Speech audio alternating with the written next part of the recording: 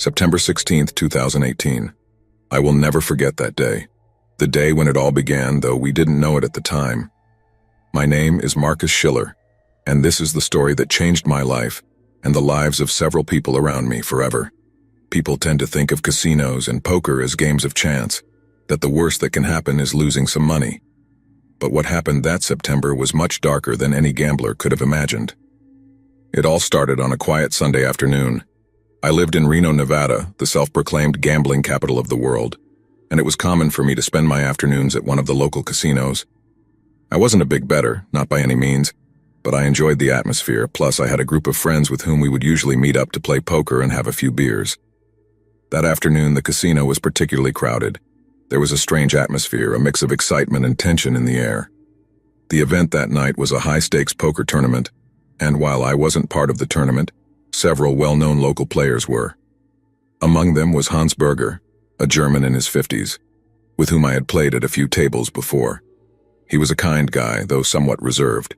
He had an impressive skill for the game and always maintained a calm and calculated composure. However, that night, something about his demeanor caught my attention. He seemed more nervous than usual, as if he knew something the rest of us didn't. September 18th, 2018. 2 days later, rumors began to spread through the city. The police had found a man dead in his hotel room, just above the casino where the tournament had taken place. The name wasn't made public immediately, but everyone in the poker community knew. It was Hans Berger.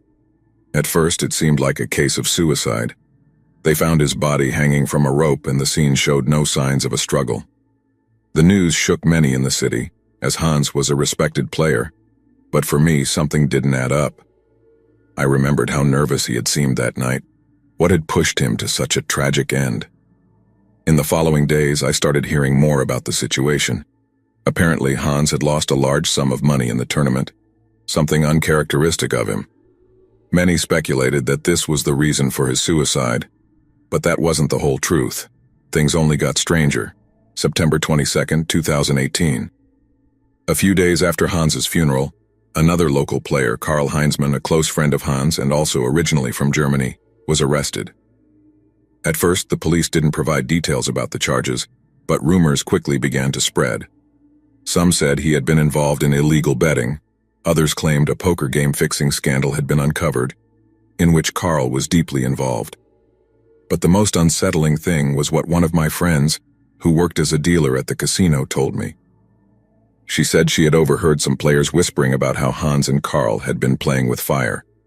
They mentioned debts with powerful and dangerous people. I began to wonder if Hans's death had really been a suicide. September 24th, 2018. A man named Uwe Wagner, another German, entered the scene. No one knew much about him, but it was said that he had a direct connection to the Russian mafia operating in the shadows of Reno's casinos. According to rumors, Uwe was the enforcer of gambling debts when things got out of control. As more details came to light, theories began to emerge that Hans and Karl had been part of a larger money laundering operation using poker tournaments. What disturbed me the most was when another close friend of Hans revealed that Hans had tried to distance himself from all of this. According to this friend, Hans had won too much, seen too much, and wanted out before it was too late. The last night of the tournament, the same night I saw him so nervous, was supposedly the night he planned to get out clean. But clearly, someone didn't agree with that plan. September 29th, 2018. By this point, the case was no longer just of local interest. Reno was a city accustomed to seeing all kinds of things related to gambling, but the mystery surrounding Hans's death, Karl's arrest, and the appearance of Uwe Wagner was drawing the attention of the press. But the most chilling thing happened that night. I was in my apartment when I received a call. It was a voice I didn't recognize, with a strong German accent. They only said one sentence before hanging up. "Hans didn't commit suicide. You're looking in the wrong places." The call left me frozen. How did this person know I was investigating? My mind started racing with possibilities. Was it a warning? Was I in danger for asking questions? October 1st, 2018. I decided not to go to the police. By this point, I already knew that the players I was associating with, and probably I too, were under the radar of something much bigger than I could imagine. However, Hans's death continued to haunt me. The details that had come to light were getting darker. I began asking questions discreetly among the few friends I had left at the casino. One of them, Thomas Vogel, another German who worked as a bartender, told me something that left me speechless. A few weeks before the tournament, he had seen Hans meeting with Uwe Wagner and another man he didn't recognize at a secluded table in the casino. He said the conversation was tense, and while he couldn't hear everything, Thomas swore he heard the phrase, "If you don't pay, there will be consequences." As more pieces of the puzzle began to fit together, I realized that Hans had been cornered. But the question remained the same. Had he really committed suicide, or had someone helped him die? October 15th, 2018. That day was when everything fell apart. Karl Heinzmann was released on bail, but his demeanor had drastically changed. He was quieter, almost paranoid.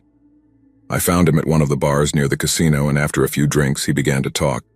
He admitted that he had been involved in illegal betting with Uwe, but what he said next confirmed my worst fears. Karl assured me that Hans didn't commit suicide. The night of his death, after losing the tournament, Hans had been confronted by Uwe and some of his men. According to Karl, Uwe had privately threatened Hans, and although he didn't know exactly what had happened, he was convinced that this threat had led to Hans's suicide. October 19th, 2018. By this point, I was losing my mind. I knew I had to do something with all this information, but I also knew I was in danger. It wasn't until Uwe Wagner disappeared from the city without a trace that I realized how deep this whole affair ran. No one had seen him in days, and there were no signs that he would return. It was as if the entire operation had evaporated. October 24th, 2018. Finally, the police issued a statement. Hans Berger's case had been reopened. New evidence had come to light, evidence indicating that it wasn't a suicide but a cover-up murder. And the most shocking part was the suspect they named, Thomas Vogel, the bartender. According to the police, Thomas had been working with Uwe all along. He was the one who lured Hans into the illegal gambling ring and kept him under pressure. It was Thomas who, on that fateful night, followed Hans to his hotel room, pretending to offer support, but in reality, was the one who killed him, making it look like a suicide. Everything I thought I knew came crashing down in an instant. Thomas, the quiet and friendly guy who had told me about Uwe, was the real monster behind it all. And the most terrifying part was that while I was investigating, he had been watching me the entire time, making sure I didn't get too close. I never set foot in that casino again.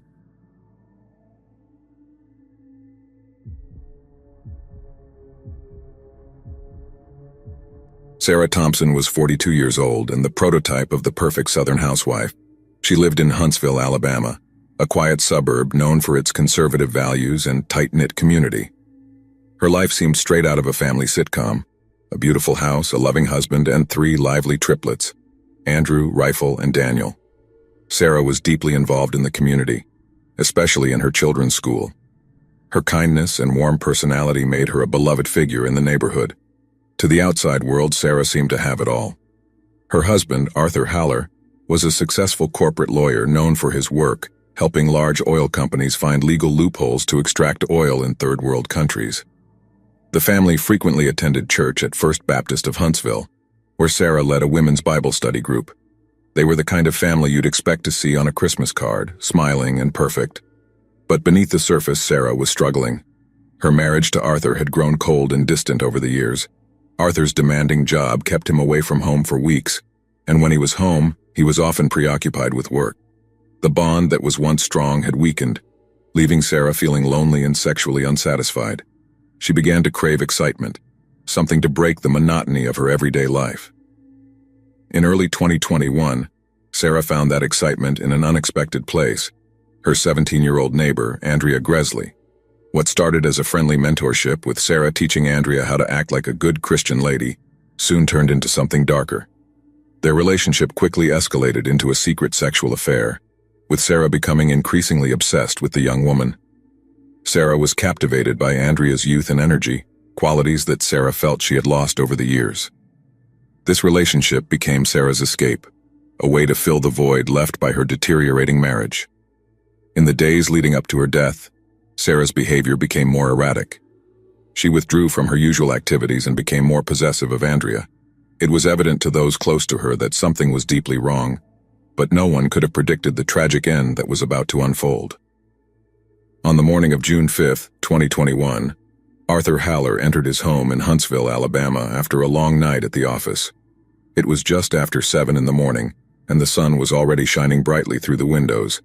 The house was eerily quiet, which was unusual given that their 3 children, Andrew, Rifle, and Daniel, were usually already awake and getting ready for school. Arthur expected to find his wife, Sarah, busy in the kitchen preparing breakfast, but instead he found the kitchen empty. Arthur called out for Sarah, but there was no response. As he climbed the stairs toward their bedroom, a feeling of unease began to settle in. When he reached the bedroom door, he noticed it was slightly ajar. Pushing it open, Arthur was met with the scene that would haunt him forever. Sarah lay on the floor next to their bed, naked, with a pool of blood around her head. She had been shot. The room was a mess.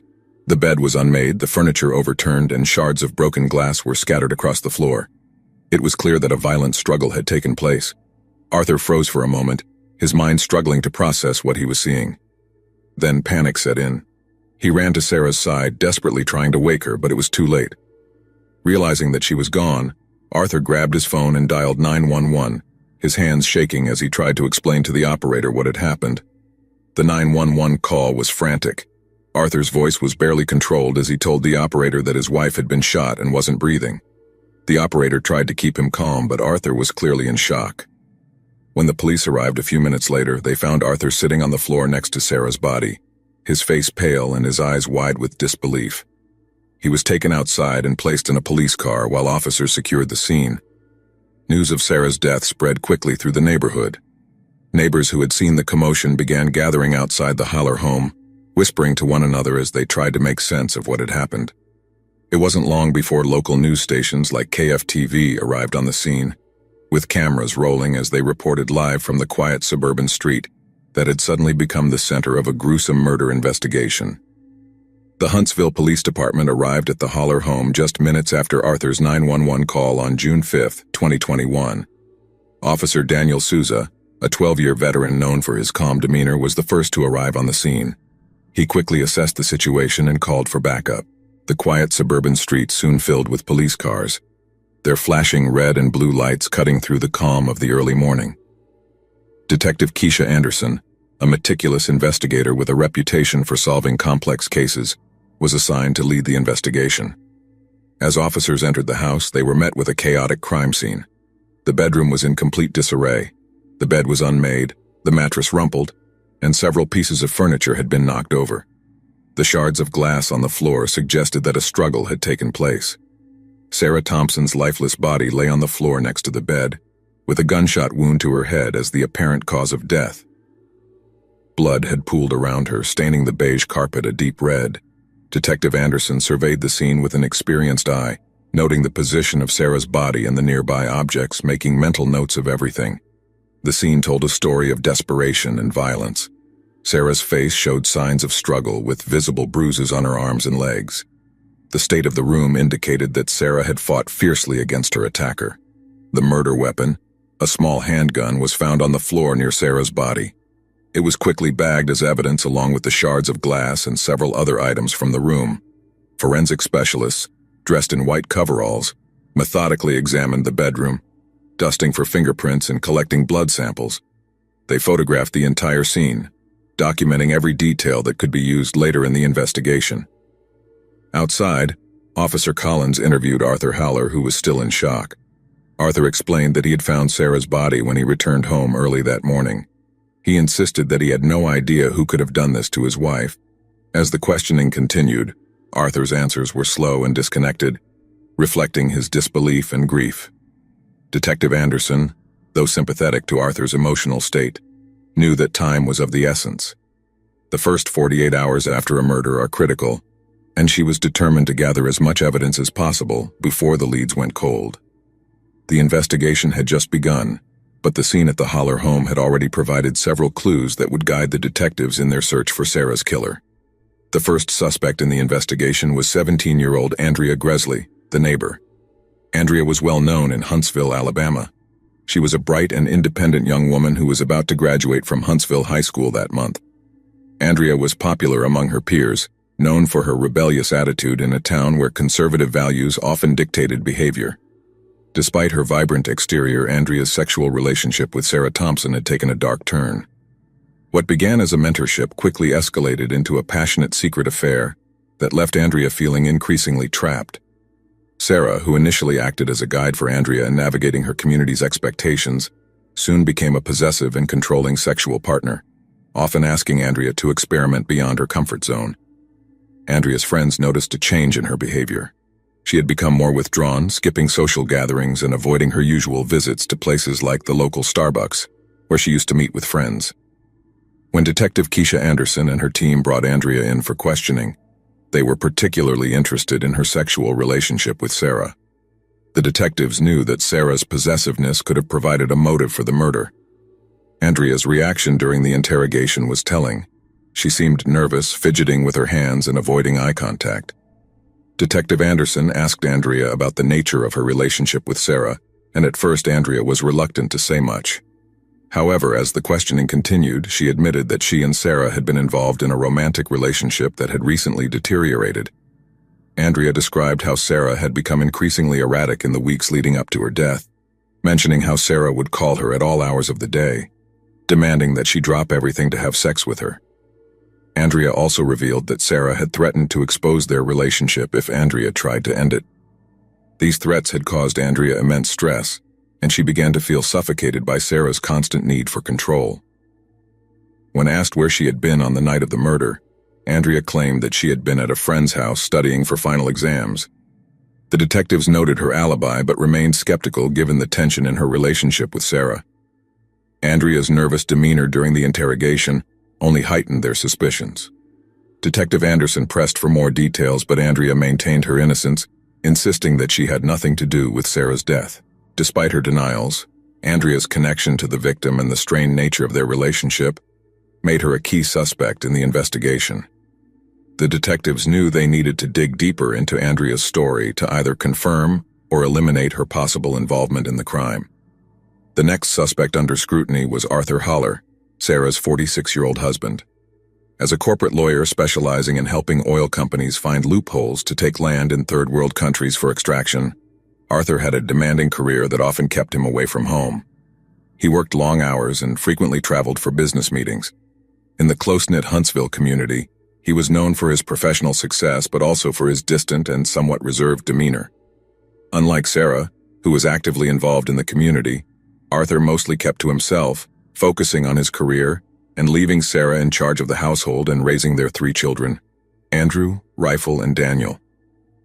Arthur's relationship with Sarah had been strained for some time. The couple, once considered perfect, had grown apart over the years.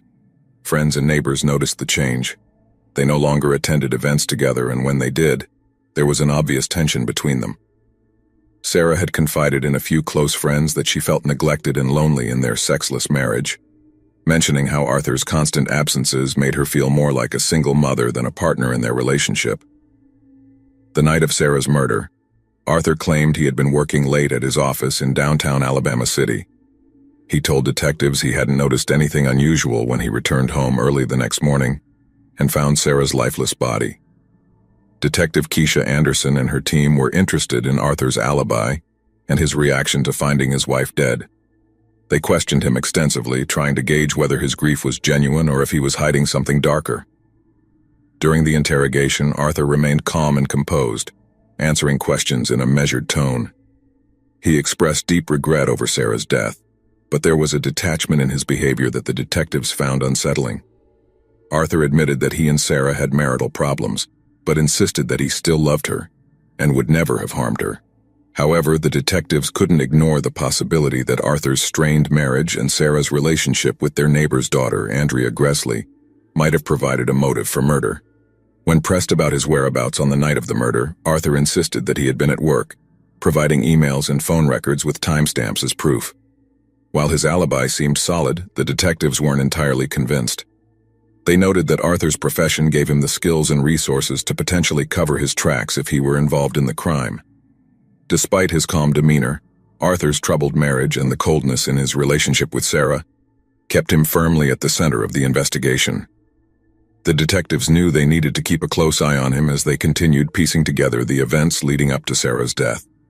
The third suspect in the investigation was Lily Gresley, Andrea's mother. Lily, 42, was a single mother who worked long hours as a nurse at Huntsville Regional Hospital. She was known for her dedication to her job, often working double shifts to make ends meet and provide for Andrea. Despite her busy schedule, Lily had a reputation as a strong and pragmatic woman who cared deeply for her daughter. Lily and Sarah Thompson had been friends for several years, their friendship initially based on shared experiences as mothers and housewives. However, over time, Lily began to notice changes in her daughter's behavior. Andrea had become more secretive, and her once close relationship with her mother seemed to be fading. Lily suspected that something was going on between Andrea and Sarah, but wasn't sure what. A few days before Sarah's murder, Lily confronted Sarah about her suspicions. The two women had a heated argument in Sarah's driveway, where Lily demanded that Sarah stop having sexual relations with her daughter.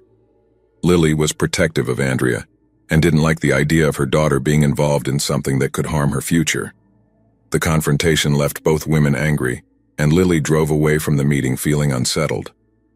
When Detective Keisha Anderson and her team brought Lily in for questioning, they were aware of the argument she had with Sarah. The detectives asked Lily about her relationship with Sarah and why she had confronted her. Lily, who was usually calm, showed signs of stress during the interrogation. She admitted that she had argued with Sarah but denied having anything to do with her death. Lily explained that she was concerned about Andrea's well-being and only wanted to protect her daughter from getting hurt. The detectives pressed Lily about her whereabouts on the night of the murder. Lily claimed she had been working a night shift at the hospital and had clocked out just before midnight. She provided time-stamped records from the hospital's time clock system to support her alibi. Despite her solid alibi, the detectives couldn't ignore the intensity of Lily's argument with Sarah and the fact that she lived so close to the crime scene. Lily's protective nature and proximity to the Holler home kept her in the detectives' sights. They continued to investigate her possible involvement, looking for any connection between her confrontation with Sarah and the events that led to Sarah's murder. While Lily maintained her innocence, the detectives knew they couldn't rule her out just yet. The investigation into Sarah's death was far from over, and Lily's role in the case remained a critical piece of the puzzle. On June 12, 2022, just as the summer heat began to settle over Huntsville, Alabama, a breakthrough emerged in the case. It was mid-morning, around 10, when Detective Keisha Anderson received a call from a technician at a local electronics repair shop called Tech Fix, located on Main Street. The technician had been working on a home security system brought in by a customer when he stumbled upon something unusual: several hidden video files stored in the system's memory. These files contained footage that had been recorded in the Holler home, specifically in the master bedroom where Sarah Thompson's body had been found. The technician, realizing the importance of what he had discovered, immediately contacted the police. Detective Anderson and her team quickly arrived at Tech Fix to review the footage. The videos, dated from several months prior to the murder, provided chilling evidence. The recordings showed Sarah engaging in a sexual relationship with Andrea Gresley. What was even more disturbing was that it became clear that Sarah had been secretly recording their sexual encounters, likely without Andrea's knowledge. The videos not only confirmed the illicit affair, but also showed the growing tension between Sarah and Andrea. In one of the last recordings, made just days before the murder, Sarah could be heard threatening to expose their relationship if Andrea tried to leave her. The footage painted a picture of a toxic sexual relationship, with Sarah becoming increasingly possessive and Andrea appearing more fearful. This new evidence was a turning point in the investigation. The detectives realized that Sarah's murder wasn't just a crime of passion, but the tragic result of a relationship that had spiraled out of control.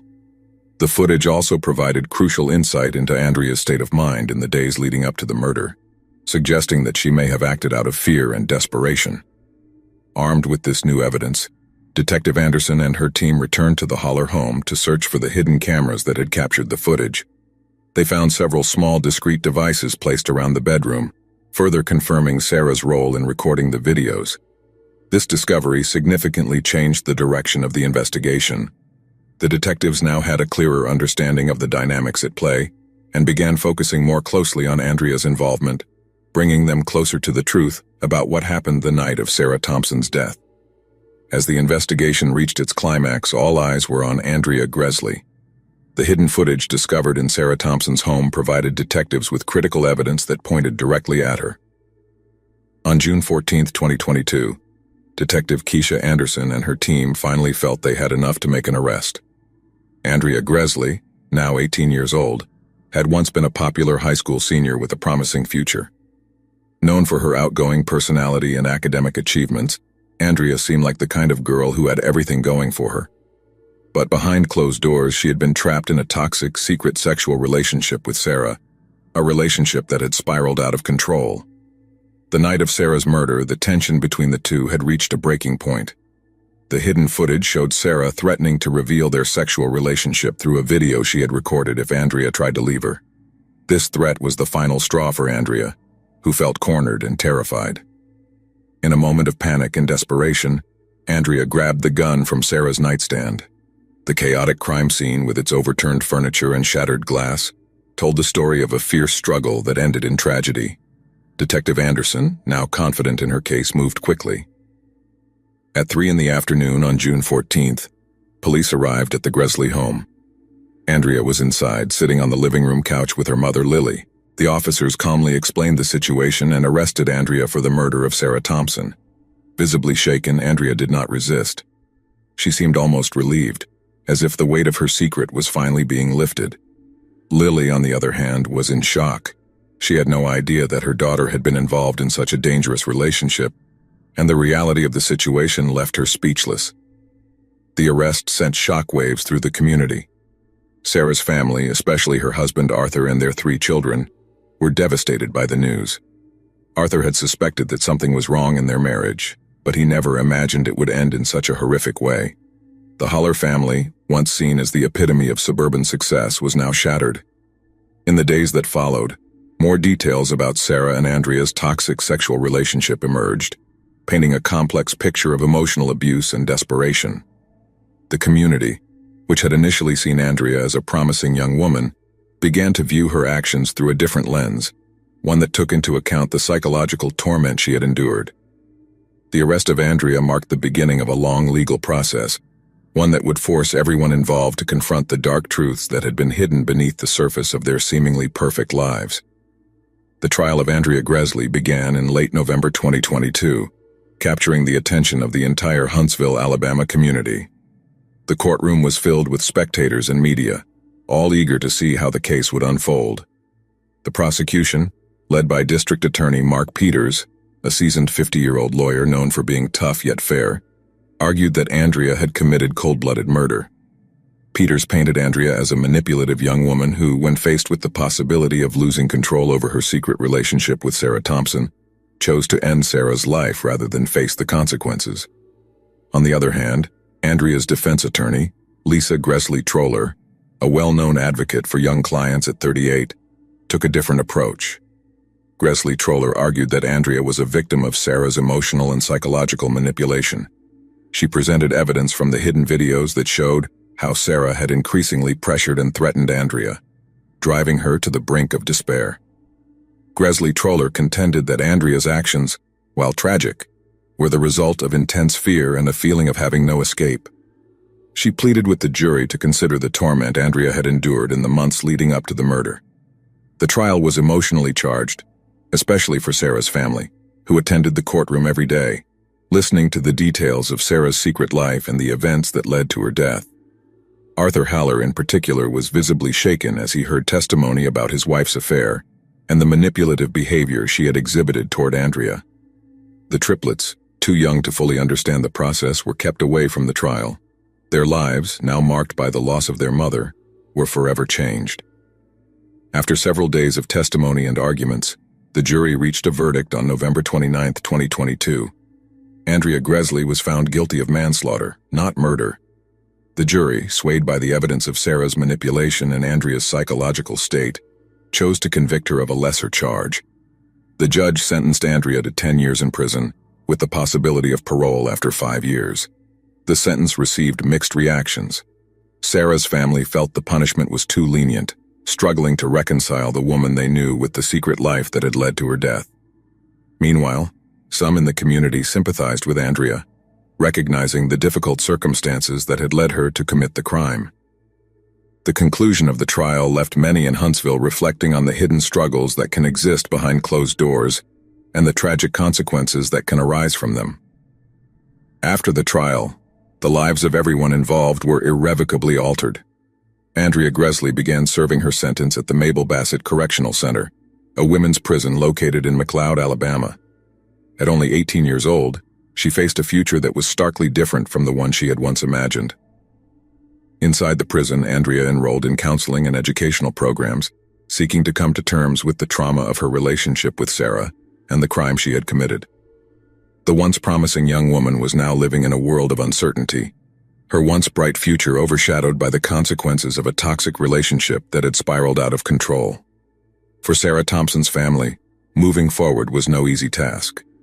Arthur Haller, who had been a highly successful corporate lawyer, found it increasingly difficult to return to his high-powered career. The emotional toll of the tragedy left him broken. He took an indefinite leave of absence from his job, focusing instead on being a father to his 3 children, who were struggling to come to terms with the loss of their mother. Andrew, Rifle, and Daniel, who were only 9 years old at the time of their mother's death, faced an emotional void that no one could fill. Arthur did everything he could to shield them from the grim details of the case, but the emotional scars were deep, and the family would forever be marked by the trauma of Sarah's death. Lily Gresley, Andrea's mother, was also left to grapple with the fallout of the tragedy. As a dedicated nurse who had always worked long hours to provide for her daughter, Lily was consumed with guilt, questioning how she could have missed the signs of her daughter's emotional turmoil. In the months after the trial, she continued to visit Andrea regularly in prison, providing support and advocating for her daughter's eventual release. Lily's life, too, had been upended. She remained a figure of quiet strength, though the guilt weighed heavily on her, and the relationship between mother and daughter had changed profoundly. The community of Huntsville, Alabama, which had once seemed so united and conservative, was shaken by the revelations of the case. What had begun as a shocking murder investigation had unearthed dark, hidden secrets that few could have imagined in their quiet suburb. Friends and neighbors who had once admired the Haller family as the epitome of suburban success now found themselves reflecting on the hidden struggles within their own lives. The case had peeled back the layers of perceived perfection in the neighborhood, revealing that even in the most outwardly perfect families, painful secrets could lie beneath the surface. As time passed, Huntsville slowly returned to its routine, but the memory of Sarah Thompson's death and Andrea Gresley's trial never fully faded. The case became a cautionary tale in the town, a reminder of the complexities of human relationships and the sometimes unseen emotional struggles that can lead to tragic consequences. People who had once viewed the Hallers as a model family were forced to confront the realities of what lay behind closed doors, and the ripple effect of the tragedy touched many lives. Years later, as Andrea neared eligibility for parole, the case was once again thrust into the public eye. Her supporters, some of whom had come to view her as a victim of emotional manipulation, began advocating for her early release, citing the psychological trauma she had endured. Others, particularly those close to Sarah's family, felt that Andrea's actions were inexcusable, and they opposed any efforts to shorten her sentence. This divide in public opinion further complicated the community's efforts to heal from the events that had transpired. For Arthur and his children, life after Sarah's death was a long, difficult journey. The triplets grew up without the presence of their mother, and though Arthur did his best to be both father and mother to them, the emotional gap left by Sarah's absence was palpable. The family withdrew from public life, focusing instead on rebuilding their lives privately, away from the media attention that had once surrounded them. Arthur, no longer the sharp-driven lawyer he once was, found solace in the simple routines of fatherhood, doing his best to guide his children through the aftermath of the tragedy. As the years passed, the Haller family's pain remained a quiet, lingering presence, a constant reminder of what had been lost. The community moved on, but the legacy of the case, the hidden truths, the consequences of manipulation, and the tragic unraveling of a seemingly perfect life lingered in the minds of those who had lived through it. Huntsville, once a town defined by its conservative values and close-knit community, had been forever changed by the events of June 5, 2021. While Andrea served her sentence, she continued to reflect on the events that had led her to this point. In prison, she found herself confronting the painful memories of her relationship with Sarah. A relationship that had started with admiration and trust, but had slowly morphed into something dark and damaging. Andrea's time behind bars gave her a chance to process the psychological grip that Sarah had held over her, and the overwhelming fear and desperation that had led to that fateful night. She worked hard to rebuild herself, participating in therapy and educational programs designed to help her navigate the complexities of her emotions and her future. As her release date approached, questions about what would come next for Andrea loomed large. Would she be able to reintegrate into society after her release, or would the stigma of her crime follow her for the rest of her life? Would she find a way to forgive herself for what had happened, or would she remain haunted by the memory of Sarah and the terrible choices she had made? These questions would linger as Andrea faced the next chapter of her life, and her story remained a complex one, filled with sorrow, regret, and the possibility of redemption. The tragic saga of Sarah Thompson's death and Andrea Gresley's involvement in it left an indelible mark on all who were touched by it. It was a story of secrets and lies, of manipulation and desperation, of love turned to obsession, and of lives forever changed by a single, irrevocable act of violence. Even as time moved forward, the lessons of the case, about the hidden darkness in seemingly perfect lives and the dangerous consequences of emotional control, would not soon be forgotten by the people of Huntsville.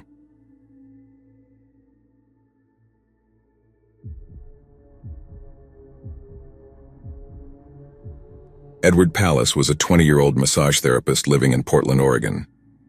Originally from a small town in Minnesota, Edward had moved to Portland in search of better opportunities and a warmer climate. He was known for his attractive appearance, athletic build, and charming personality, which quickly made him popular with his clients, especially older women.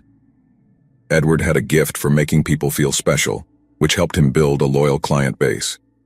Edward's charm and attractiveness also led him into the world of sugar babies, where young people enter into sexual relationships with older, wealthier individuals in exchange for gifts and financial support. Edward had several sugar mommies, but his primary benefactor was Tracy Drowson, a 59-year-old astrologer. Although Edward enjoyed the benefits of these relationships, they inevitably brought complications and tensions. In the days leading up to his death, Edward was excited about his future. He had received a generous gift from one of his clients, a luxurious Audi SUV, which he proudly showed off to his friends. He was also planning a trip to Disney World with some of his friends, something he had been looking forward to for months. Edward's Instagram was filled with posts about his plans, from photos of his new car to countdowns for his trip to Disney. Despite these complexities, Edward remained optimistic and full of life. He was known for his contagious smile and positive attitude. Both friends and clients admired his ambition and drive. However, Edward's life, full of dreams and plans, would be tragically and shockingly cut short. On the morning of August 12, 2016, Edward's neighbor Samantha Andrews began her day like any other. Samantha was a 95-year-old retired teacher, originally from Brooklyn, who lived next door to Edward in his apartment complex in Portland, Oregon. She often chatted with Edward and had grown concerned when she noticed that his car, a shiny Audi SUV, hadn't moved in 2 weeks. Samantha thought it was strange, as Edward usually had a busy schedule. Around 9 in the morning, Samantha decided to check on Edward. She knocked on his door but got no response. Worried, she used the spare key that Edward had given her for emergencies. As soon as she opened the door, she sensed something was wrong. The apartment was too quiet, and a faint, unpleasant odor filled the air. Samantha called out for Edward but got no answer. She walked through the living room and down the hall. When she reached the bathroom, she saw a horrific scene. Edward was lying face down in the toilet, naked, with his head submerged in the water and his body limp. Samantha screamed and backed away, her heart racing. Trembling, she ran back to her apartment and called 911. Her voice shook as she explained what she had found. "I think my neighbor is dead," she told the operator. "He's in his bathroom, and something seems to have happened to him." The 911 operator stayed on the line with Samantha, trying to calm her until the police arrived. Samantha was in shock, pacing back and forth in her apartment and nervously glancing toward Edward's door. She couldn't believe what she had seen. Just days earlier, Edward had been full of life, talking about his plans to visit Disney World and showing off his new car. Within minutes, the Portland Police Department arrived at the scene. The officers secured the area and began their investigation. They asked Samantha to wait outside while they conducted their work. She sat on a bench, trembling with her head in her hands, trying to process the tragic event. News of Edward's death quickly spread throughout the apartment complex. Neighbors gathered outside, whispering and speculating about what had happened. Soon, local news outlets covered the story, and reporters arrived to report on the shocking discovery. The cameras captured the scene, showing the police presence and the worried faces of the residents. The sudden and violent death of Edward left everyone in shock, especially those who knew him well. He was young, full of potential, and had a bright future ahead of him. Now his life had been tragically cut short, leaving his friends and family to mourn his loss. The Portland Police Department arrived quickly after Samantha Andrews' emergency call on August 12, 2016. Detective Richard Johnson led the investigation. He was known for his attention to detail and had solved many high-profile cases. His partner, Officer Karen Blake, was known for her sharp intuition and calm demeanor. As they entered Edward Palace's apartment, the officers immediately noticed the eerie silence. The living room was tidy, with no signs of a struggle. A flat-screen TV was on the wall, and a few magazines, including the latest edition of GQ, were on the coffee table. The apartment seemed normal, but the unpleasant odor hinted at something more sinister. Detective Johnson and Officer Blake cautiously made their way to the bathroom, where they found Edward's body. The bathroom was small, with white tiles and a modern shower. Edward's naked body was slumped over the toilet, with his head submerged in the water. There were no visible signs of a break-in, and nothing seemed out of place, but the scene was disturbing. Edward had been drowned, his head had been forced into the toilet, and he had bruises on his arms and neck indicating a struggle. Detective Johnson noted the position of the body and the pattern of the bruises, which suggested that Edward had fought against his attacker. The bathroom itself was clean, with no blood or other obvious evidence. The police began their meticulous investigation. They took photographs of the entire apartment, collected fingerprints, and searched for possible clues. They found a set of kitchen knives, but none appeared to be missing. Officer Blake found Edward's phone on the kitchen counter. It was a new model, an iPhone, and could contain valuable information. She carefully secured it for later analysis. Detective Johnson and his team interviewed the neighbors, including Samantha Andrews, to gather more information about Edward's recent activities and any possible visitors. Samantha mentioned seeing some of Edward's clients coming and going, but nothing seemed out of the ordinary. She also mentioned the new Audi SUV that Edward had recently received. The forensic team arrived and began examining the body and the apartment. They used luminol to search for traces of blood, even in areas that appeared clean. They also looked for hair fibers and other small pieces of evidence that the attacker might have left behind. As the investigation progressed, the police began to reconstruct a timeline of Edward's last hours. They hoped that his phone and the security cameras in the apartment complex would provide additional clues. The clean state of the apartment and the lack of obvious evidence suggested that the killer had been very careful in covering their tracks. The tragic scene in Edward's apartment marked the beginning of a complex investigation. Detective Johnson and Officer Blake knew they had a difficult case ahead, but they were determined to find the person responsible for the young man's untimely death and bring them to justice. The first suspect in the investigation was Tracy Drowson, a 59-year-old astrologer. Tracy was well known in Portland for her extravagant personality and impressive list of clients, which included several celebrities. She lived in a luxurious mansion decorated with exotic crystals and zodiac signs. Tracy had a reputation for being generous, often gifting expensive items to her friends and clients. However, she was also known for being possessive and obsessive, especially in her personal relationships. It was no secret that Tracy had been in a sexual relationship with Edward Palace, acting as his sugar mommy. She had given him expensive gifts, including the 70-inch television found in Edward's home. When the police first questioned Tracy, she was calm but visibly upset. She admitted to being deeply hurt when she found out that Edward had been seeing other women. Despite her feelings, she denied any involvement in his death. Detective Richard Johnson and Officer Karen Blake conducted the interrogation. They were careful and thorough, asking Tracy about her whereabouts on the night of the murder. Tracy claimed that, as a typical Virgo, she was at home reading the latest edition of Astrology Today and meditating. She insisted that she hadn't seen Edward in several days before his death, and that she respected his need for privacy as a Scorpio. The police dug into Tracy's past and discovered that she had a history of intense relationships, including 3 failed marriages which often ended badly, something she openly admitted, saying she couldn't help it due to her Cancer moon. Former friends and clients described Tracy as charming but controlling. Several mentioned that her Cancer moon could make her very jealous, especially when she felt betrayed, which provided a possible motive for harming Edward. During the interrogation, Tracy's demeanor changed. She became more defensive and agitated, particularly when asked about her relationship with Edward. She accused the police of targeting her unfairly because of her wealth, high-profile lifestyle, and belief in astrology. Despite her protests, the police continued pressing her for more details. The police also examined Tracy's phone records and discovered multiple calls and text messages to Edward in the days leading up to his death. Some of the messages were affectionate, while others became increasingly angry, desperate, and accusatory. This evidence painted a picture of a relationship falling apart, with Tracy struggling to maintain control. Despite the mounting evidence and Tracy's increasingly erratic behavior, there was no direct proof linking her to the crime scene.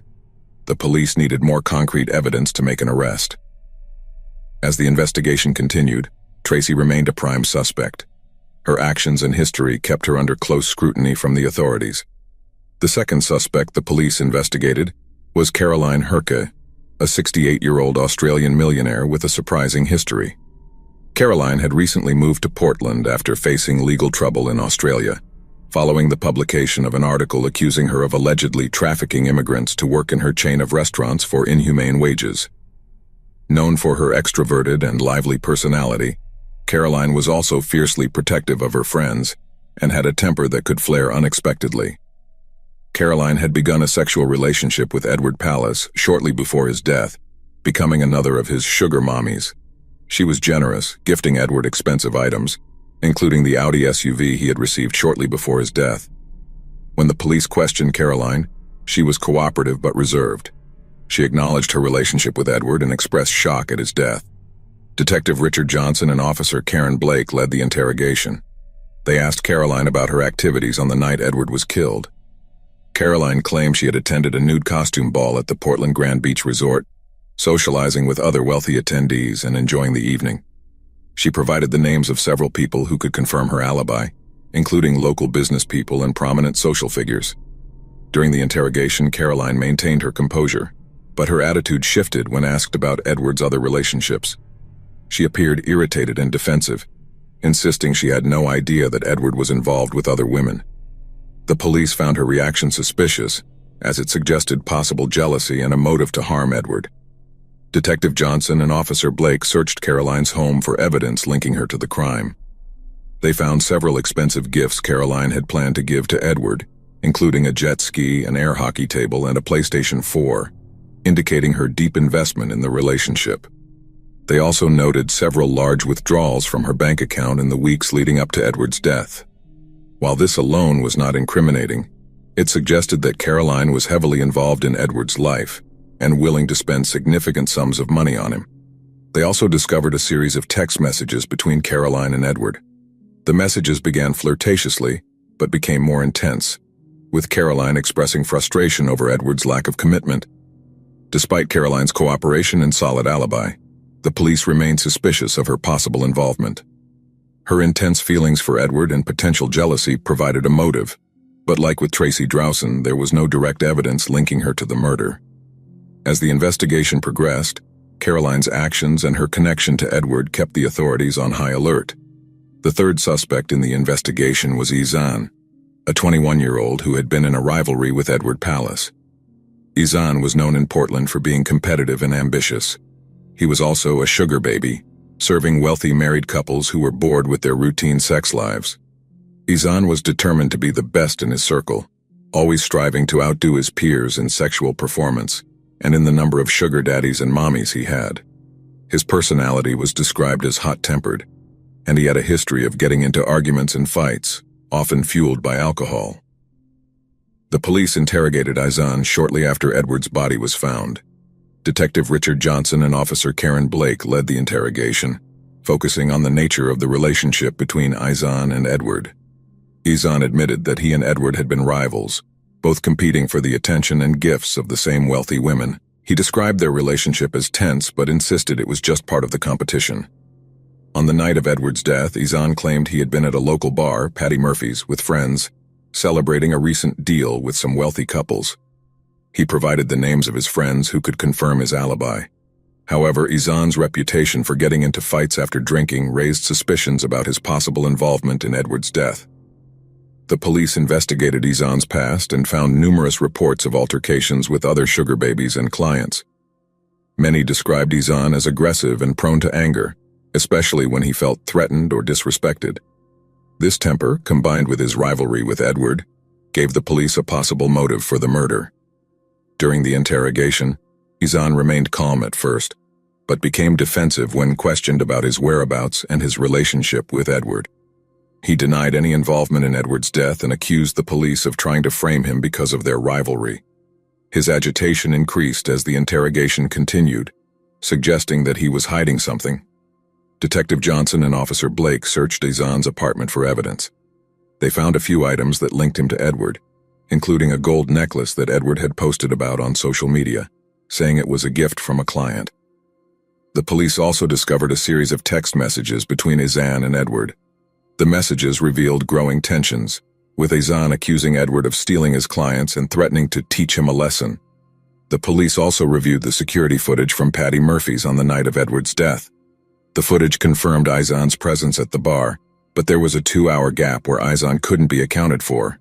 This time, Window raised further suspicion, as it was enough time for him to commit the crime and return to the bar. Despite the mounting evidence and Izan's suspicious behavior, there was still no direct proof linking him to Edward's murder. The police continued keeping a close eye on Izan, hoping to uncover more information that could either confirm or clear their suspicions. On August 18, 2016, 6 days after Edward Palace's body was found, the Portland Police Department received a significant break in the murder case. It was a hot, sunny day, with temperatures reaching 35 degrees Celsius. Detective Richard Johnson and Officer Karen Blake were at the police station when they received a call from a local pawn shop owner, who had found something unusual while inventorying items that had been pawned recently. The owner reported that a gold bracelet with the initials JAR had been pawned 2 days before Edward's death. Edward had posted a picture of this same bracelet on social media, saying it was a gift from a client. The police immediately headed to the pawn shop, located on South 5th Avenue, a busy area filled with shops and restaurants. At the pawn shop, the records showed that the bracelet had been pawned by Izan. This new evidence placed Izan back at the center of the investigation. Detective Johnson and Officer Blake knew they had to investigate further. They brought Izan in for questioning again, this time confronting him with the evidence of the bracelet. Izan's behavior quickly changed. He went from being defensive to visibly nervous, stammering as he tried to explain why he had the bracelet. Izan claimed that Edward had given it to him as a gift, but the police were skeptical, given the tensions and rivalry between them. Detective Johnson and Officer Blake also reviewed the security footage from the pawn shop. The footage clearly showed Izan entering the store and pawning the bracelet. The timestamp on the video matched the date in the transaction records, leaving little doubt about Izan's actions. The police used this video to further challenge Izan's account of what happened. Additionally, the police re-examined the security footage from Patty Murphy's on the night of Edward's death. They discovered that Izan had left the bar for a 2-hour period, which gave him enough time to commit the crime and return to the bar.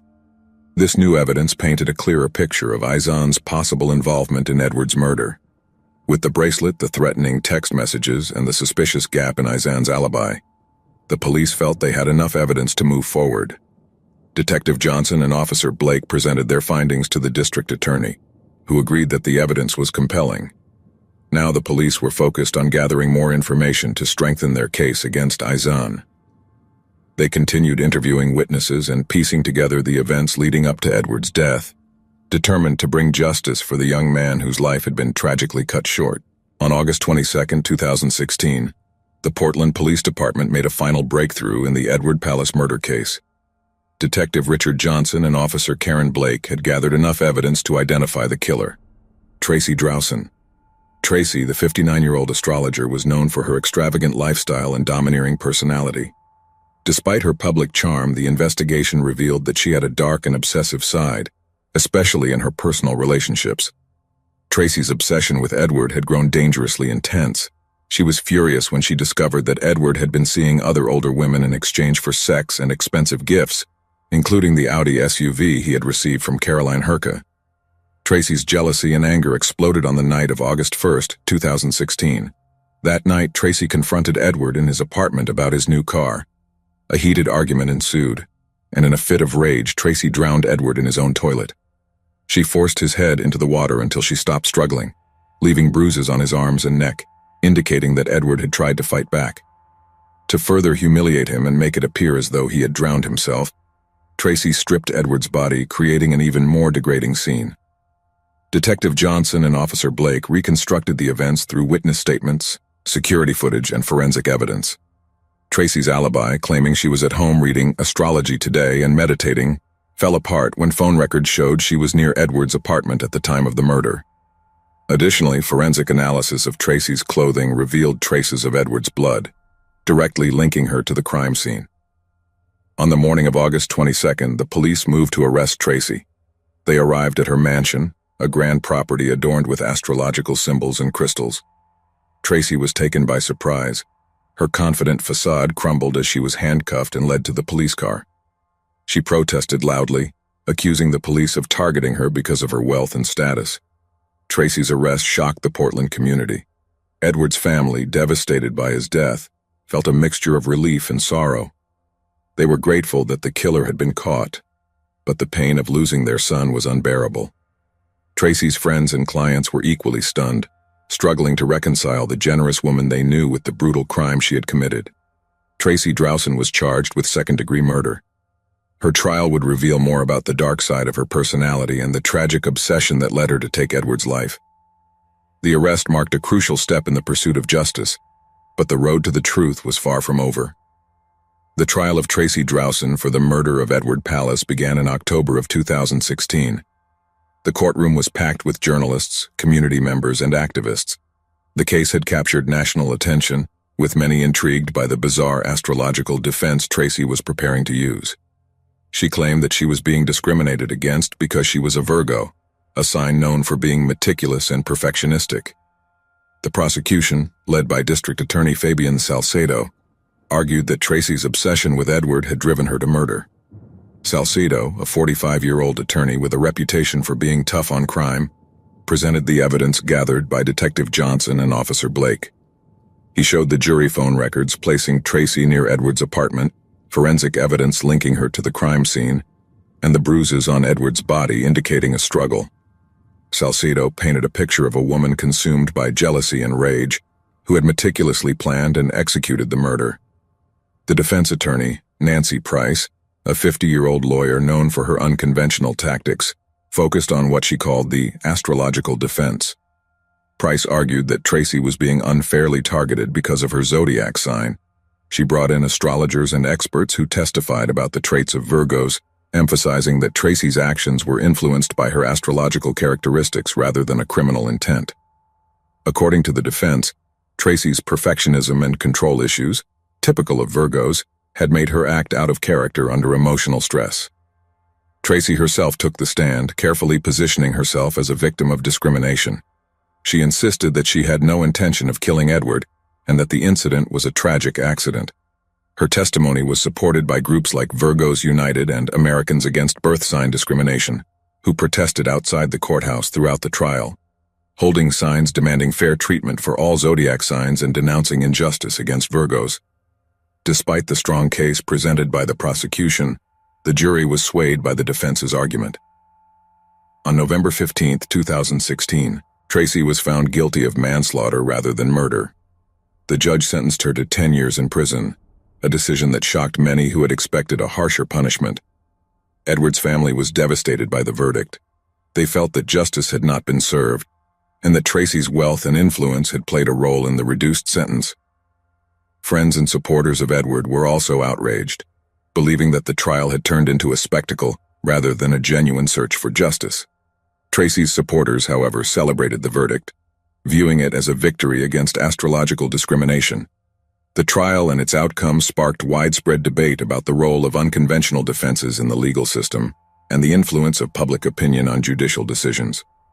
Many questioned whether defenses based on pseudoscience, such as astrology, should be allowed in courtrooms, and whether Tracy's trial had been fair. After the trial, the lives of everyone involved changed significantly. Tracy began serving her 10-year sentence at the Oregon Women's Reception Center, a medium-security prison located in Ocala. Her trial had drawn considerable media attention, turning her into a controversial figure.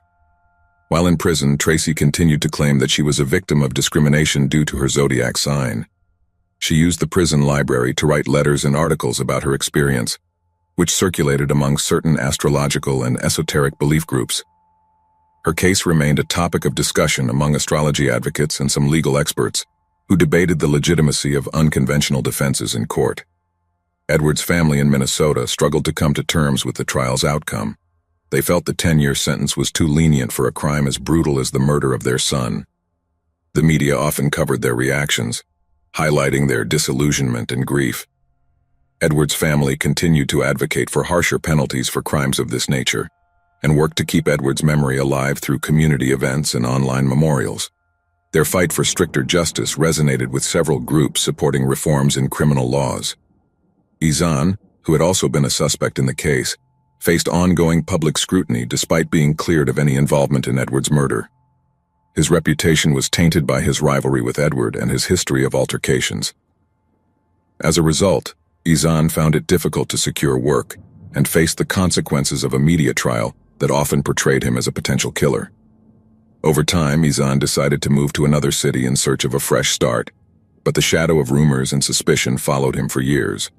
On the other hand, Caroline Herka, another suspect in the case, returned to Australia and faced her own challenges.